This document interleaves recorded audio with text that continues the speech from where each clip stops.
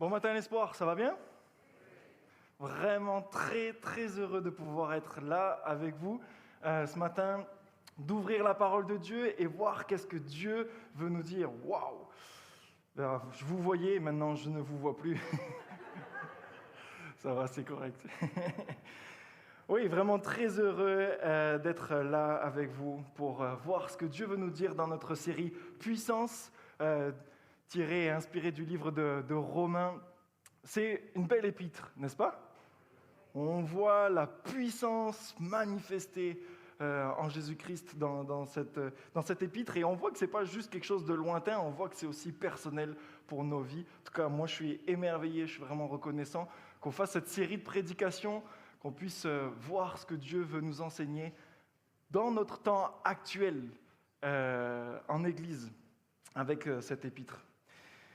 Mais avant de nous plonger un peu plus dans le cœur de notre passage qu'on va voir ce matin, j'aimerais vous raconter un miracle qui s'est passé dans ma vie, celle de ma famille, dans les dernières semaines. Ça vous va? Vous êtes prêts? Comme vous le savez, ça fait 2 ans qu'on est ici au Québec avec Léa, et on est vraiment très heureux d'être là. On est convaincus que ça vient de Dieu, que c'est une conviction que Dieu nous a mis à cœur de venir le servir ici au Québec, particulièrement dans cette église, l'église de l'Espoir. Et puis, on a pas mal cheminé avec vous dans nos réflexions, dans les temps de discernement, de prière. Puis, c'est ça, vraiment la conviction que Dieu nous appelait à nous établir ici. Pas juste un coup de vent, nous établir ici et le servir profondément. Mais très vite, on a réalisé que ça, c'était possible à une seule condition. En fait, avec un seul papier, un permis de travail. J'avais un permis de travail temporaire de 2 ans, avec une date de fin très précise, le 14 mars 2026. Alors en septembre, on a commencé toutes les démarches nécessaires pour faire une demande de renouvellement de mon permis de travail. Un permis fermé, rattaché à l'Église de l'Espoir, pour une durée qui est liée à mon contrat avec l'Église, donc une durée de 5 ans. Sur le papier, c'était clair, tout était bien présenté, mais dans la réalité, ça c'est un peu compliqué. Comme vous êtes censés le savoir, les lois sur l'immigration ont changé au cours de l'année 2025. Et autour de nous, on voyait des Français, des immigrants devoir rentrer dans leur pays. Des gens pourtant bien installés, des gens engagés dans différents domaines, des gens qui se voyaient rester à long terme ici, s'établir, bâtir une famille, tout ça, tout comme nous en fait. Et qui finalement se voyaient devoir rentrer chez eux, obligés de rentrer dans leur pays. Et puis pour nous, les mois passent, puis aucune réponse. Aucune réponse de la part du gouvernement. Puis là, le silence se fait de plus en plus pesant. Plus le temps avance, plus il y a une question qui est là. Est-ce que nous aussi, on va devoir repartir?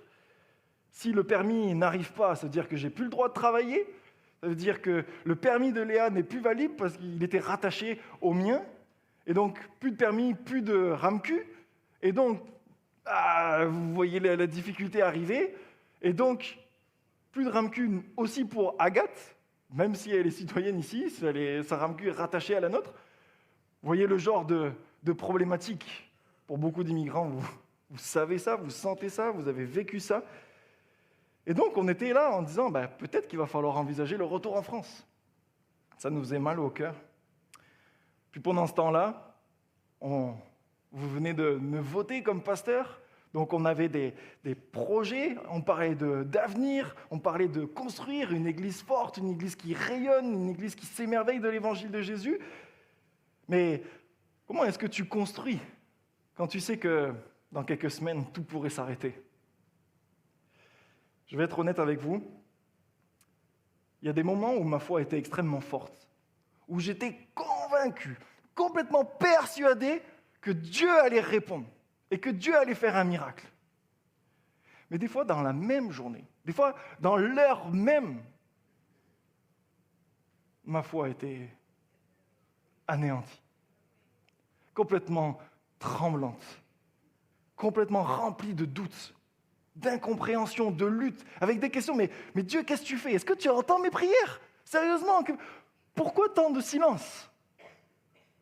Pourquoi pas de réponse? La date approche. Et toujours pas de réponse. Pourquoi tu m'infliges cette souffrance, cette attente, alors que j'ai tout sacrifié pour venir avec ma famille, déraciner ma famille et venir ici au Québec? Tout quitter de la France pour venir ici, pour toi.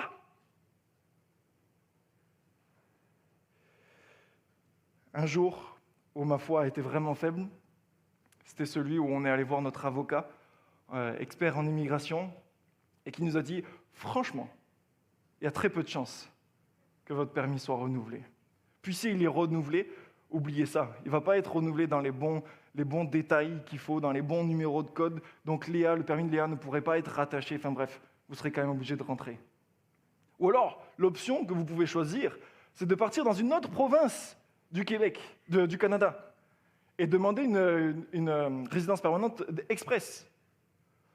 Bon, comme je vous ai dit au début, notre désir, c'était de servir le Québec.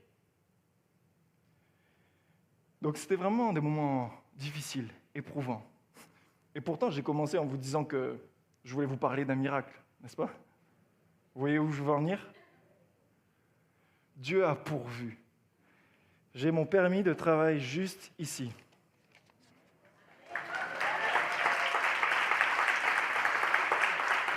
Dieu a opéré un miracle. Et ça, dans des temps incroyables, que jamais personne n'aurait pu penser. Dieu a répondu plus vite que ce que le gouvernement avait annoncé comme temps d'attente. Amen. Incroyable. Puis vous savez quoi? Ce permis de travail, il est exactement dans les bons termes qu'on avait demandé. Donc Léa peut demander son permis de travail à son tour. Puis vous savez quoi encore? Parce que ce n'est pas fini avec Dieu. Ça continue. C'est un permis valable pour 5 ans.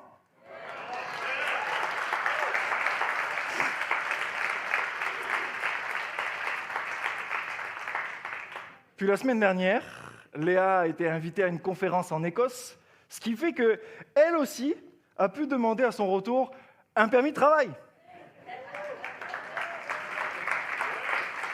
Et ce n'est pas une photocopie, je vous rassure. Ce sont des vrais. Je suis vraiment extrêmement reconnaissant à Dieu. Dieu a pourvu au-delà. Honnêtement, je suis encore extrêmement ému, chamboulé de cette situation-là. Tous les immigrants, vous connaissez cette réalité particulièrement. Puis là, vous vous dites, pourquoi Clément il commence par ça? Déjà parce que je voulais faire une chose, vous remercier et remercier notre grand Dieu. Beaucoup d'entre vous ont prié pour ça, ont jeûné et prié pour ça. Alors un grand merci. Votre soutien dans cette épreuve dans notre famille a été vraiment quelque chose qui a édifié notre foi, encouragé à continuer à espérer en Dieu. Donc un grand, grand merci. Mais aussi parce que, je vous partage ça aussi parce que je crois que nous sommes tous, à un moment donné dans notre vie, dans un temps d'attente. Et qu'avec ce temps d'attente vient son lot de souffrance. Vous voyez ce que je veux dire? Vous avez déjà vécu ça? Est-ce que vous avez une situation en tête? J'aimerais vraiment que vous ayez la situation, dans votre cas, en tête. Je sais que certains d'entre vous attendaient aussi un permis de travail, une résidence permanente, une citoyenneté peut-être. Certains d'entre vous attendaient que votre enfant, pour lequel vous priez quotidiennement, renoue enfin le contact avec vous. Que cet enfant vienne à connaître Jésus-Christ comme son Seigneur et Sauveur personnel. Et vous êtes dans l'attente. Je sais que certains d'entre vous attendaient de bonnes nouvelles concernant la fin d'une guerre dans votre pays d'origine, où vous savez que votre famille est constamment en danger. Et vous attendez enfin que ce jour vienne où la guerre va cesser. Je sais que certains d'entre vous soupiraient après le fait d'avoir un enfant. parce que vous ne pouvez pas en avoir. Peut-être à cause d'une maladie, peut-être que les fausses couches se font à répétition, vous êtes complètement découragés. Peut-être que certains d'entre vous, vous attendez le jour où le médecin va enfin avoir une bonne nouvelle à vous annoncer concernant votre maladie. Peut-être que certains d'entre vous vivez des temps difficiles dans votre famille, dans vos relations conjugales, et que vous attendez enfin ce jour où ça sera fini. Vous voyez, peu importe l'attente, je suis convaincu qu'on passe dans notre vie tous un moment où on attend et que cette attente amène son lot de souffrance. Et dans le passage qu'on va voir, qui est absolument merveilleux, c'est exactement ce que Paul veut faire. Il veut nous encourager. Il veut nous dire qu'au cœur même de la souffrance de l'attente, notre vie est plus sûre et plus glorieuse qu'on ne le pense. Amen. Alors je vous invite à venir avec moi dans Romains chapitre 8. Ce matin, c'est moi qui vais faire la lecture. Romains chapitre 8, à partir des versets 18, et on va aller jusqu'à la fin, jusqu'au verset 39. Je lis. J'estime que les souffrances du temps présent ne sauraient être comparées à la gloire à venir qui sera révélée pour nous. Aussi, la création attend, elle, avec un ardent désir, la révélation des fils de Dieu. Car la création a été soumise à la vanité, non de son gré, mais à cause de celui qui l'y a soumise, avec l'espérance qu'elle aussi sera affranchie de la servitude de la corruption, pour avoir part à la liberté de la gloire des enfants de Dieu. Or, nous savons, jusqu'à ce jour, la création tout entière soupire et souffre les douleurs de l'enfantement. Et ce n'est pas elle seulement, mais nous aussi. Nous avons les prémices de l'esprit. Nous qui avons les prémices de l'esprit, nous soupirons en nous-mêmes, en attendant l'adoption, la rédemption de notre corps. Car c'est en espérance que nous sommes sauvés. Or, l'espérance qu'on voit n'est plus espérance. Ce qu'on voit, comment peut-on l'espérer encore ? Mais si nous espérons ce que nous ne voyons pas, nous attendons avec persévérance. De même aussi, l'Esprit nous aide dans notre faiblesse, car nous ne savons pas ce qu'il convient de demander dans nos prières. Mais l'Esprit lui-même intercède par des soupirs inexprimables. Et celui qui sonde les cœurs connaît la pensée de l'Esprit, parce que c'est selon Dieu qu'il intercède en faveur des saints. Nous savons, du reste, que toute chose concourt au bien de ceux qui aiment Dieu, de ceux qui sont appelés selon son dessein. Car ceux qu'il a connus d'avance, il les a aussi prédestinés à être semblables à l'image de son Fils, afin que son Fils soit le premier-né de beaucoup de frères. Et ceux qu'il a prédestinés, il les a aussi appelés. Et ceux qu'il les a appelés, il les a aussi justifiés. Et ceux qu'il les a justifiés, il les a aussi glorifiés. Que dirons-nous donc à l'égard de ces choses ? Si Dieu est pour nous, qui sera contre nous ? Lui qui n'a point épargné son propre Fils, mais qui l'a livré pour nous tous, comment ne nous donnera-t-il pas toutes choses avec lui ? Qui accusera les élus de Dieu ? C'est Dieu qui justifie. Qui les condamnera ? Christ est mort, bien plus, il est ressuscité et il est à la droite de Dieu et il intercède pour nous. Qui nous séparera de l'amour de Christ ? Sera-ce la tribulation, ou l'angoisse, ou la persécution, ou la faim, ou la nudité, ou le péril, ou l'épée ? Selon qu'il est écrit, c'est à cause de toi qu'on nous met à mort tout le jour, qu'on nous regarde comme des brebis destinées à la boucherie. Mais, dans toutes ces choses, nous sommes plus que vainqueurs par celui qui nous a aimés. Car j'ai l'assurance que ni la mort, ni la vie, ni les anges, ni les dominations, ni les choses présentes, ni les choses à venir, ni les puissances, ni la hauteur, ni la profondeur, ni aucune autre créature ne pourra nous séparer de l'amour de Dieu manifesté en Jésus-Christ, notre Sauveur. Amen.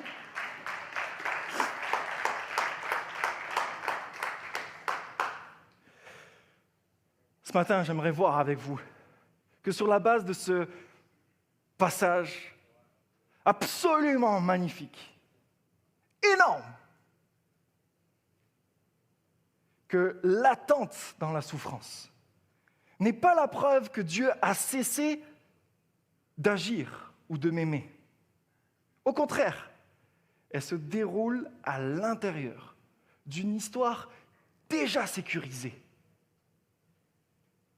par la croix, par la résurrection et par l'amour de Dieu.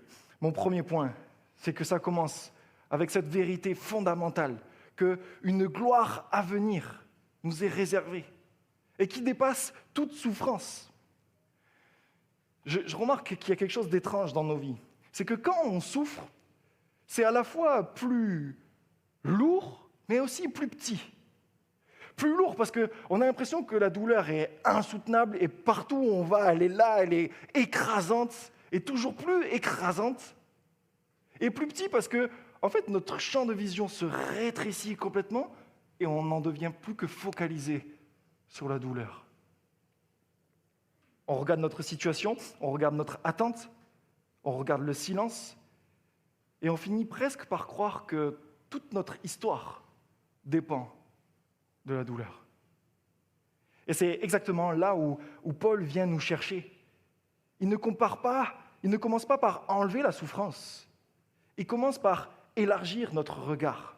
Il dit en quelque sorte, tu vis à partir de ton attente, mais il faut que tu apprennes à vivre à partir de la gloire à venir. Parce que oui, la souffrance est bel et bien réelle. Commence au verset 18 en disant « J'estime que les souffrances du temps présent ». Quand on est un peu familier avec l'apôtre Paul, on sait à quel point lui, il a souffert par ses nombreux séjours en prison, mais aussi par une souffrance personnelle. Il dit lui-même qu'il a comme une écharde dans la chair, quelque chose de douloureux, quelque chose de persistant. Et à plusieurs reprises, il a demandé à Dieu de l'enlever. Et pourtant, Dieu ne l'a pas fait. Pour Paul, les souffrances, c'est aucunement des illusions. C'est quelque chose de réel. Il n'enlève pas du tout la difficulté des souffrances et de l'attente. Mais il veut montrer que même si la souffrance est réelle, la souffrance ne dit pas toute la vérité. Parce qu'il y a quelque chose de plus grand, quelque chose de beaucoup plus grand, quelque chose de tellement plus grand que ça ne peut même pas se comparer. Verset 18, « J'estime que les souffrances du temps présent ne sauraient être comparées à la gloire à venir qui sera révélée pour nous. » C'est pas un peu mieux, c'est pas comparable, c'est kiff-kiff. Non, c'est incomparable. Pourquoi ? Parce que ce qui vient, c'est pas juste une amélioration de ta situation. Ce qui vient, c'est la fin de ce qui te fait souffrir. C'est la fin de l'attente, c'est la fin du doute, c'est la fin de la fatigue, c'est la fin des combats intérieurs, c'est la fin des silences incompris. C'est la restauration de toutes choses. Mais plus encore, ce qui vient, c'est Dieu lui-même. C'est être enfin avec lui, sans distance, sans voile, sans péché.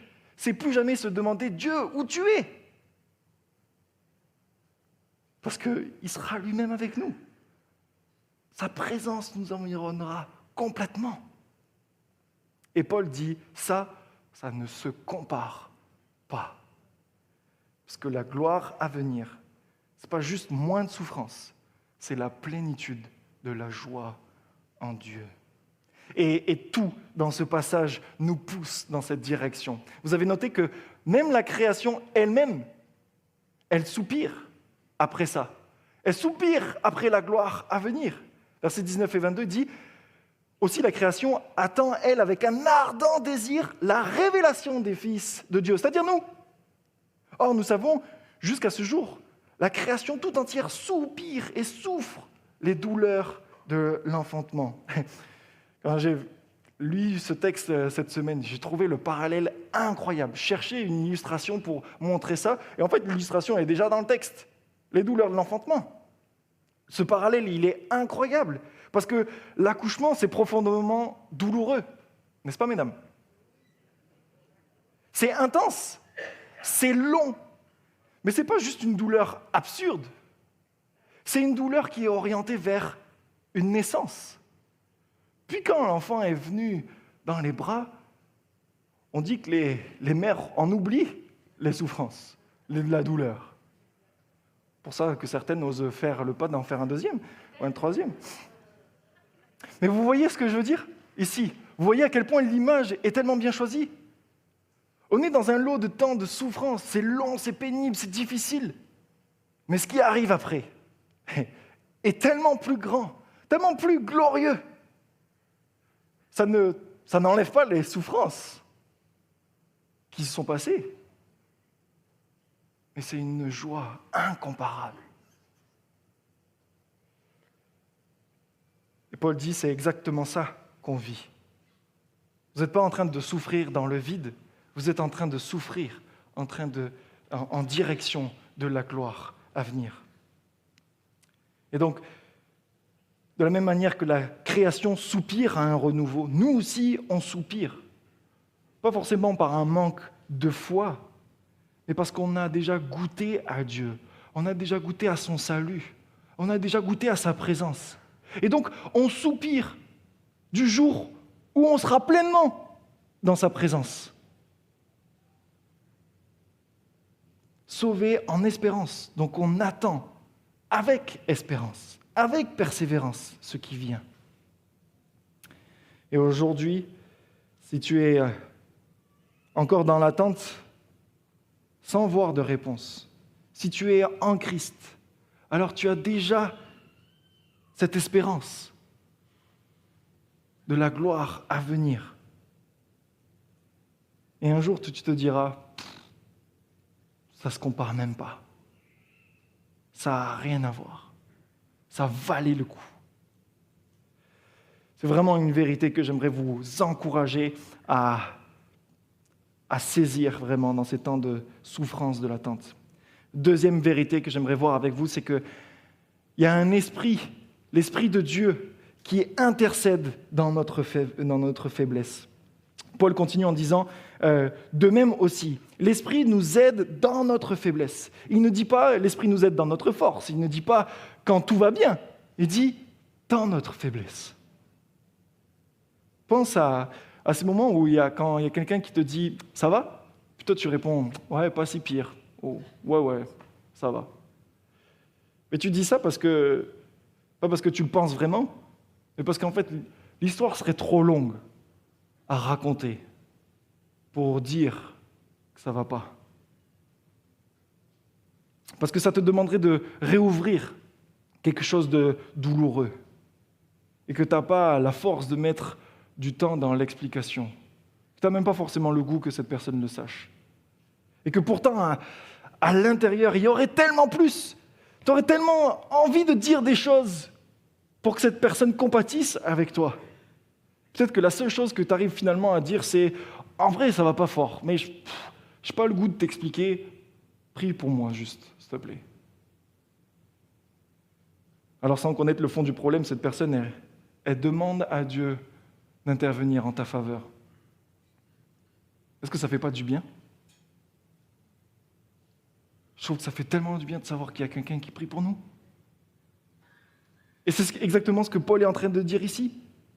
De même aussi, l'Esprit nous aide dans notre faiblesse. Il intercède pour nous. Quand on reconnaît notre faiblesse, l'Esprit nous aide, il expose nos besoins devant Dieu. Et c'est tellement libérateur d'avoir quelqu'un qui intercède pour nous dans ces moments où on ne sait pas quoi dire. Paul dit, l'Esprit lui-même intercède par des soupirs inexprimables. Et celui qui sonde des cœurs connaît la pensée de l'Esprit, parce que c'est selon Dieu qu'il intercède en faveur des saints. En d'autres termes, Dieu par son esprit, prie lui-même pour toi.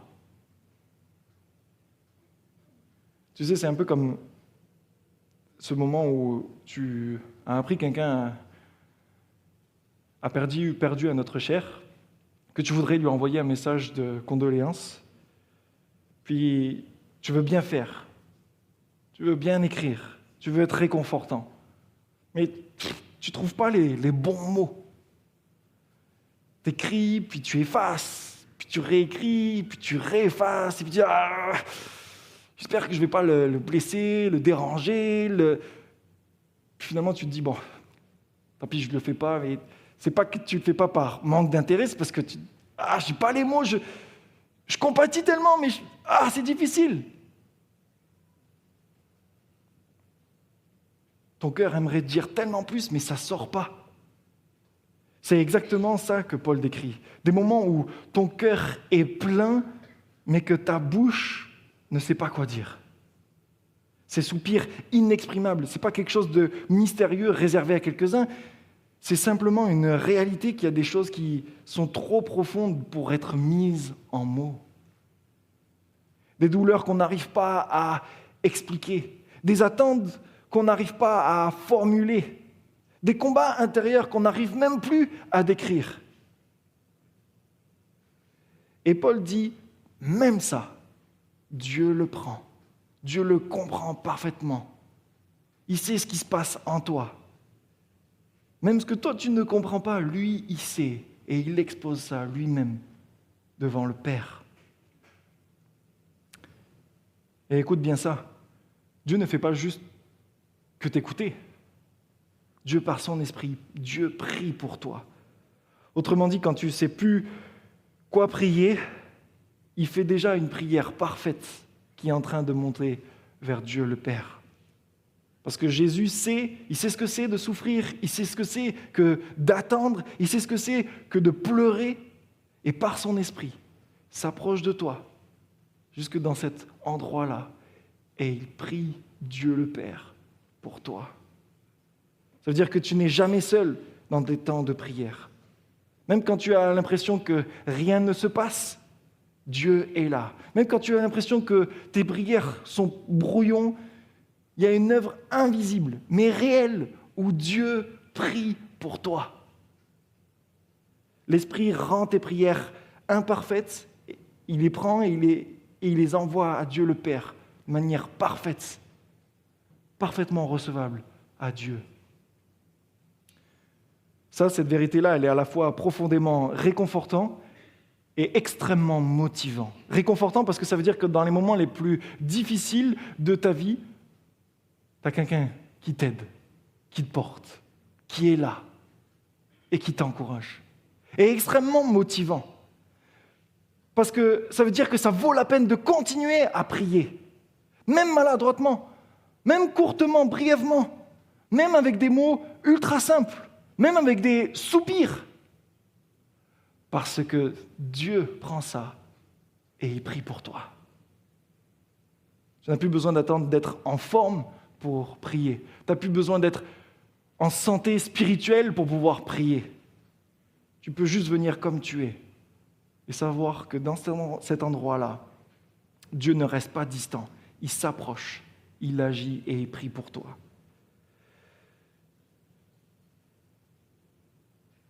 Mes amis, à la fin du culte, je vais vous parler qu'on a notre réunion de prière la semaine prochaine. Je veux vraiment vous encourager à venir. Parce que cette vérité-là, que l'Esprit de Dieu prie pour nous, est tellement puissante qu'elle devrait nous encourager à prier. Vous savez, ce mercredi, on va prier pour des frères, des sœurs qui ne savent plus quoi dire, qui ne savent plus quoi prier au vu de la situation qui se passe dans le monde. Notre présence va pouvoir faire toute la différence. On va pouvoir les encourager, les porter dans leurs combats. On va pouvoir nous-mêmes exposer nos combats devant Dieu. Et le Saint-Esprit va amener ça devant le Père comme prière parfaite. Comme quelque chose où Dieu va dire « Je vous ai entendu, puis je vais vous exaucer ».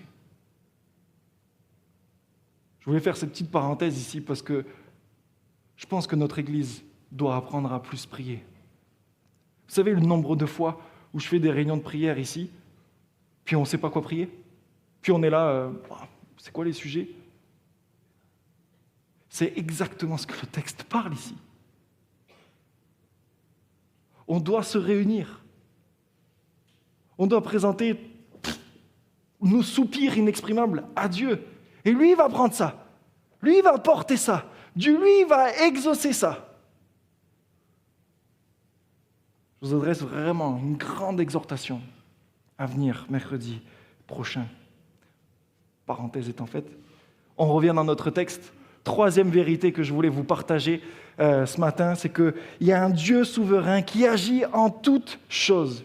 Et ici, on arrive probablement avec un des versets les plus connus, cette déclaration ultra forte au verset 28, où Paul dit « Nous savons ». Je m'arrête là. Il ne dit pas « nous pensons »,« nous espérons », il ne dit pas ça. Il dit « nous savons ». C'est une certitude. Autrement dit, ce qu'il est en train de dire, ce n'est pas juste une option. Ce n'est pas un encouragement un peu vague. Non, c'est une certitude. On le sait. C'est déjà acté. Dans des moments d'attente, de souffrance, d'incertitude, c'est exactement ce qu'on a besoin d'avoir. On a besoin d'avoir des certitudes. Paul nous en donne une. Nous savons que toute chose concourt au bien de ceux qui aiment Dieu. Toute chose. Pas certaines, pas la majorité, toutes. Les choses qui font du sens et celles qui n'en font pas. Les moments de joie et les saisons de silence. Les réponses de Dieu et ses délais.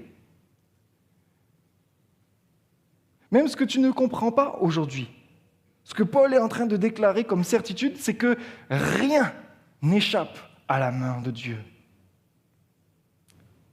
Et ce n'est pas du tout un optimisme naïf. Paul ne dit pas « T'inquiète, tout va bien aller ». Non, il est en train de dire « Dieu est au contrôle et il agit sur tout ». Je pense qu'il y a un truc qu'on a besoin de comprendre aussi ici, c'est qu'est-ce que c'est que le bien que Paul appelle ?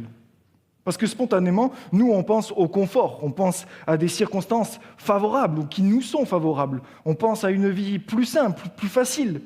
Mais Paul ne parle pas du tout de ça. Il précise dès le verset 29, car ceux qu'il a connus d'avance, il les a aussi prédestinés à être semblables à l'image de son Fils. Le bien que Dieu poursuit dans ta vie, ce n'est pas d'abord que tout se passe comme tu l'avais prévu, mais c'est que tu ressembles à Jésus. Et ça vient bouleverser profondément de voir notre manière de voir les choses, de voir les circonstances. Parce que ça veut dire que même ce que tu vis aujourd'hui, même si c'est difficile, même si tu n'aurais jamais choisi ça, Dieu est en train de l'utiliser. La vraie question n'est donc n'est pas pourquoi ça m'arrive, mais plus, est-ce que je vois comment Dieu est en train de me rendre plus semblable à son Fils? Question pour toi. Est-ce que tu arrives à voir ta vie comme ça? Est-ce que tu es conscient que même dans l'attente, même dans la souffrance, Dieu est en train de te former? Et Paul ne s'arrête pas là, il nous donne de quelque chose d'encore plus solide, comme une chaîne, ce que beaucoup appellent la chaîne du salut. Verset 30, ceux qu'il a prédestinés, il les a aussi appelés, ceux qu'il les a appelés, il les a aussi justifiés, ceux qu'il les a justifiés, il les a aussi glorifiés. C'est comme si Paul nous faisait remonter toute l'histoire de l'humanité, depuis même avant que tu existes, jusqu'à la gloire finale. Et tout est tenu par Dieu. Tout est lié. Il dit une chose, il répète la chose avant de dire la prochaine. Tout est lié, tout est entremêlé. Ce que Dieu a commencé, il va l'achever. Ce qu'il a décidé, il l'accomplit. La manière dont Paul parle ici est frappante. Il dit « il les a glorifiés ». Il le dit au passé, comme si c'était déjà fait. Pourquoi ? Parce que pour Dieu, c'est certain. C'est comme si c'était déjà fait.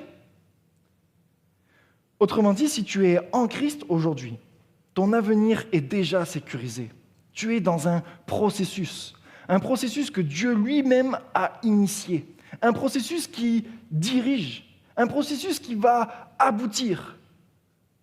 Un jour, tu seras semblable à Jésus. Un jour, tu seras libéré de tout ce qui te fait lutter aujourd'hui. Un jour, tu seras avec lui, dans un corps glorifié, pour toujours. Et tout ce que tu vis maintenant ne fait partie que de ce chemin pour arriver là-bas. Rien n'est perdu, rien est inutile, rien n'échappe au plan de Dieu. Dieu est en train de te rendre semblable à l'image de son Fils. Et il ne va pas s'arrêter là. Le temps me manque pour parler complètement de tout ce texte. Mais je voudrais vous encourager cette semaine à lire Genèse chapitre 37 jusqu'à 50 et découvrir l'histoire de Joseph, l'histoire incroyable de Joseph. À quel point cet homme, toute sa vie, a l'impression que c'est un désastre. Il passe par des montagnes russes émotionnelles incroyables. Un jour, il est au plus bas, un jour, il est au plus haut de tout le pays. Puis, quand on prend le recul, à la fin, Genèse 50, il arrive à dire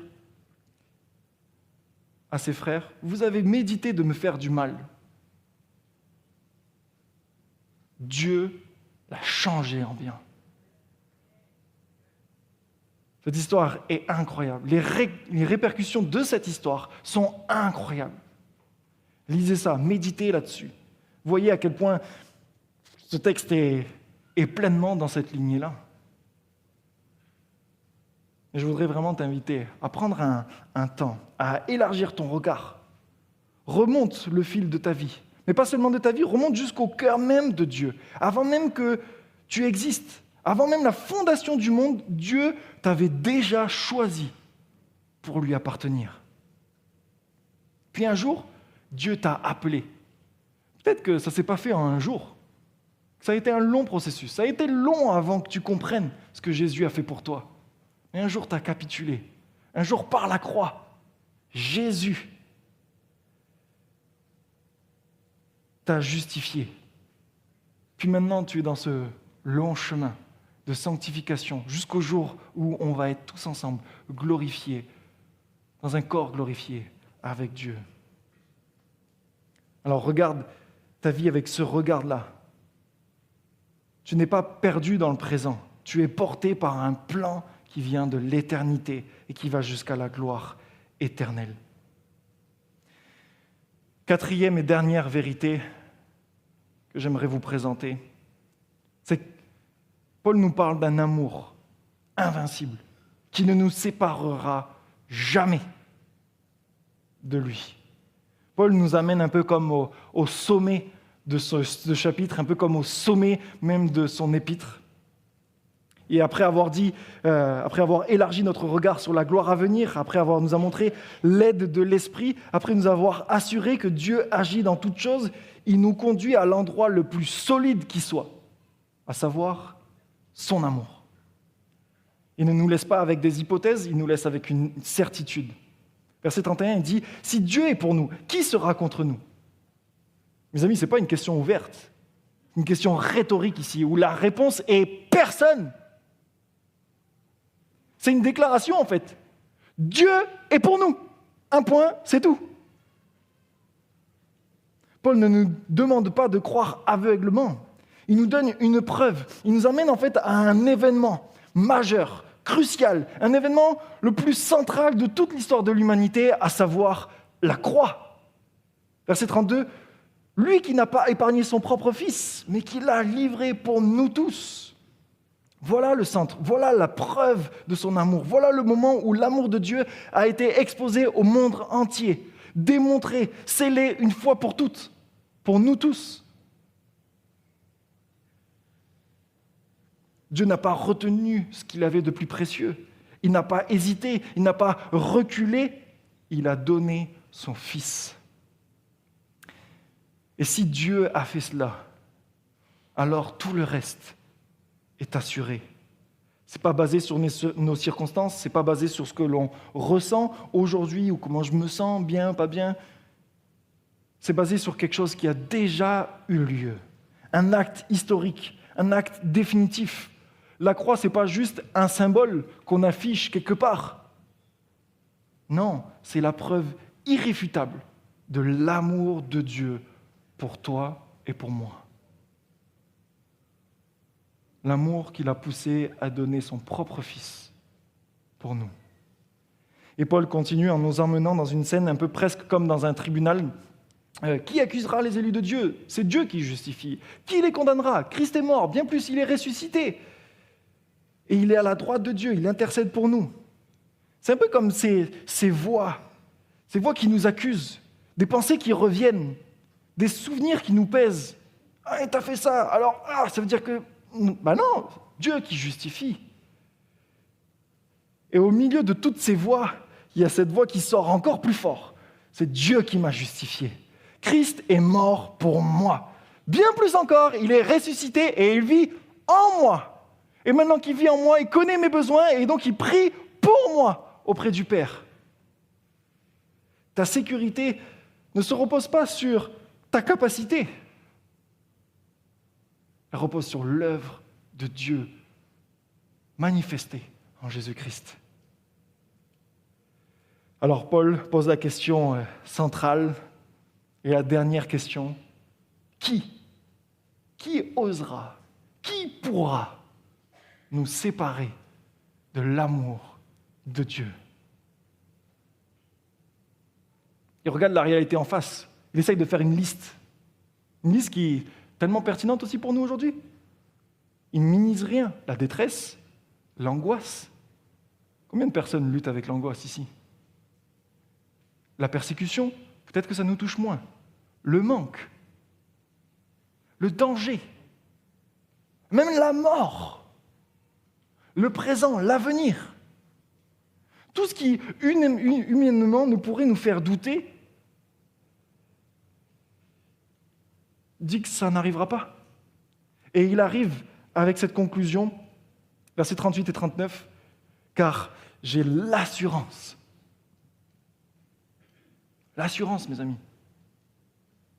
J'ai la certitude que ni la mort, ni la vie, ni les anges, ni les dominations, ni les choses présentes, ni les choses à venir, ni aucune autre créature ne pourra nous séparer de l'amour de Dieu manifesté en Jésus-Christ notre Seigneur.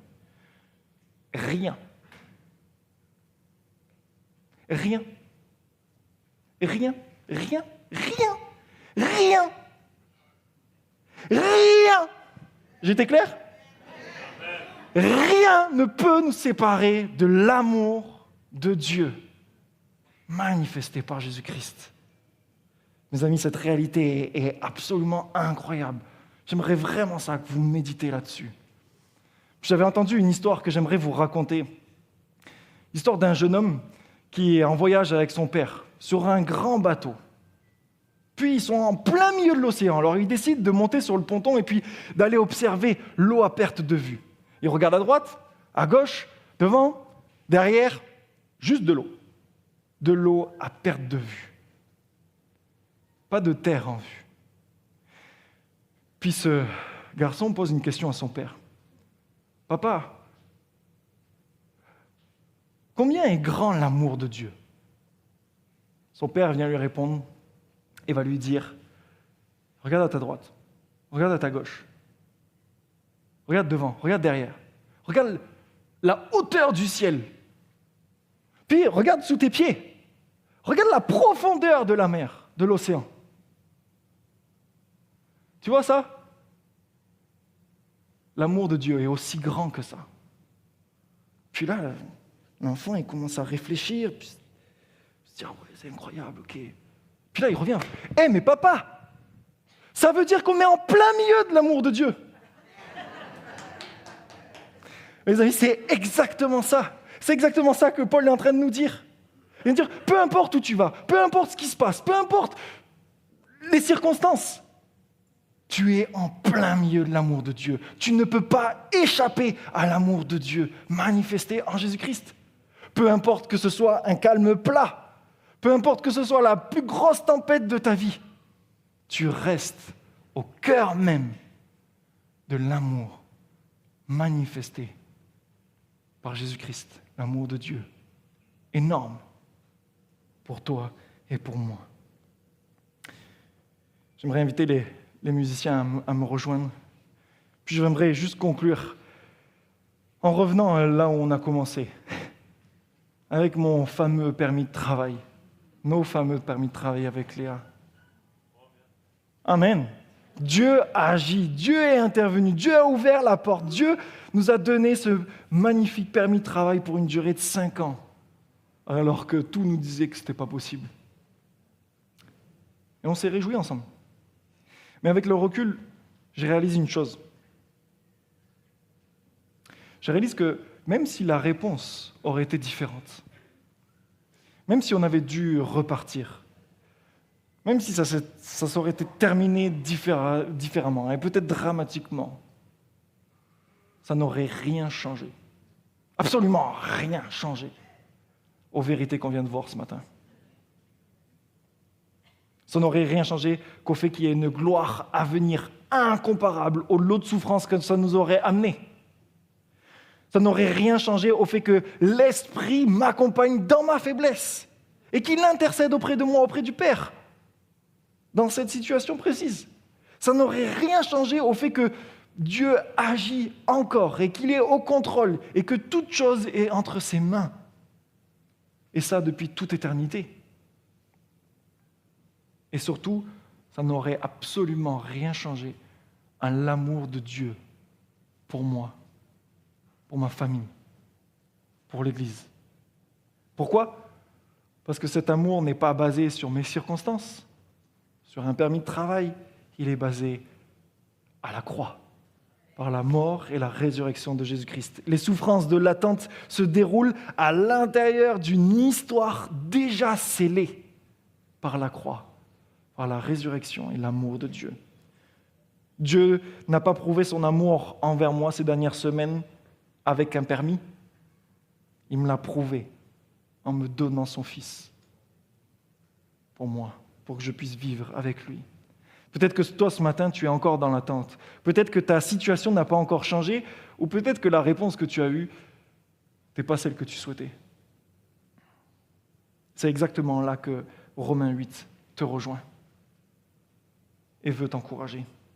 Il ne nie pas ta réalité, il ne minimise pas ta souffrance, mais il vient déposer dans ton cœur une espérance plus grande que celle que tu vois aujourd'hui.